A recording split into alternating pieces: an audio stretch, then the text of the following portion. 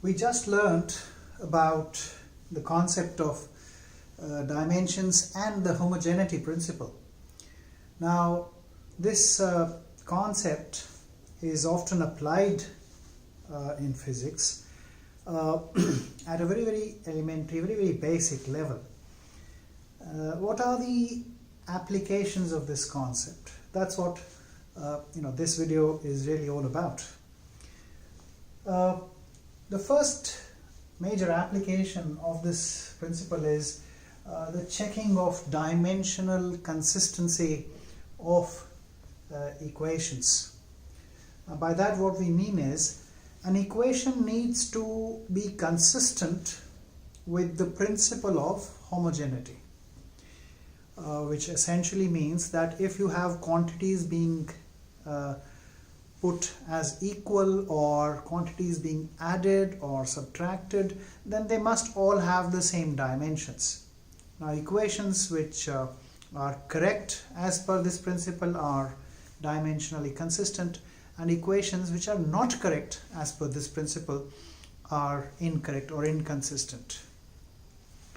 Now, how do we check dimensional consistency of equations? Let's take up a very simple example from the junior classes, where you learnt about this equation: displacement s equals ut plus half at square, where u is the initial velocity, t is time, a is acceleration. Now we remember this as being a correct equation, so it must obviously be dimensionally consistent, and we're going to check that consistency. This displacement has a unit meter, and therefore its dimensions are m to the power 0, l to the power 1, t to the power 0. We often disregard the quantities where the powers are 0, and we can even express this as simply L inside the square bracket. Ut, initial velocity, m to the power 0, l to the power 1, t to the power minus 1, dimensions of velocity as we learnt in the previous video, into the dimensions of time, so m to the power 0, l to the power 0, t to the power 1. When these two are multiplied, m to the power 0 into m to the power 0 remains m to the power 0, l to the power 1 plus l to the power 1 into l to the power 0 remains l to the power 1. We need not bother writing 1, understood. T to the power minus 1 into t to the power 1 becomes t to the power 0, because when we multiply, powers are added, and when you add 1 and minus 1 you end up with 0. So the dimensions of this quantity are also m to the power 0, l to the power 1, t to the power 0. So these two quantities have the same dimensions of length. Let's check this one out as well. Half, of course, is a dimensionless constant. A is acceleration here. It is m to the power 0, l to the power 1, t to the power minus 2. And t square here, m to the power 0, l to the power 0, t to the power 2. So acceleration has dimensions m, l to the power 1, t minus 2, and t square is purely t square. M and L have 0 powers. You multiply and you end up with m to the power 0, l to the power 1, t to the power 0, or simply L. So each of these three quantities here have dimensions of L, or dimensions of length, and therefore the equation is dimensionally consistent. Now, an equation being dimensionally consistent is no guarantee of the equation being correct, while an equation being physically correct means correct as per the laws of physics, then there is a guarantee that it would be dimensionally consistent. For instance, if you remove the half here, the equation becomes physically incorrect while it still remains dimensionally consistent.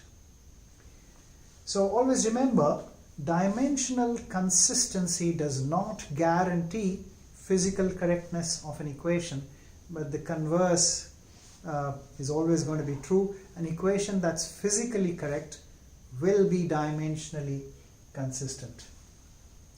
Now the other application of this principle of homogeneity is the conversion of one unit into another. Now we have two very common systems of units.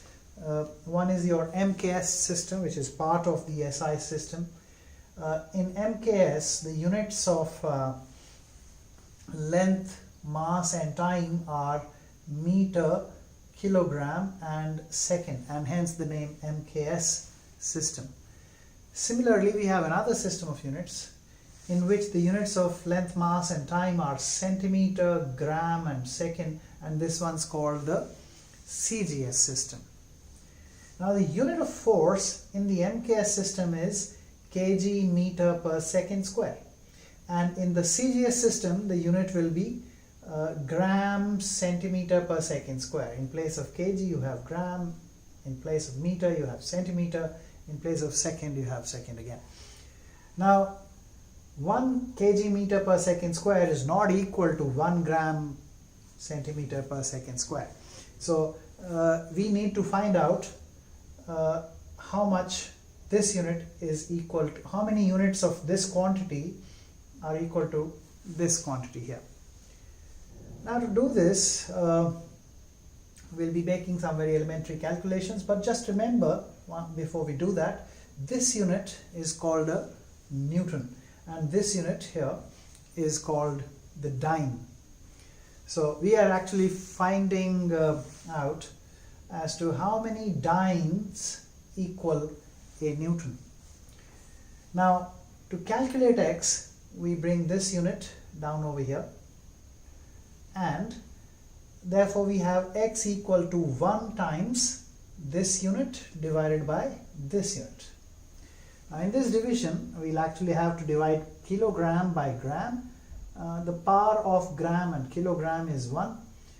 We divide meter by centimeter, again the power is 1, and then we divide second by second, the power now is -2. So x equals 1 into kg by gram is 10 to the power 3 raised to the power 1, meter by centimeter is 10 to the power 2 raised to the power 1, and second by second is 1 raised to the power -2.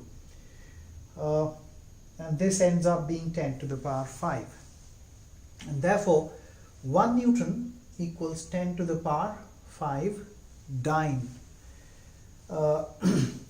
That's how we convert from one system of units to another.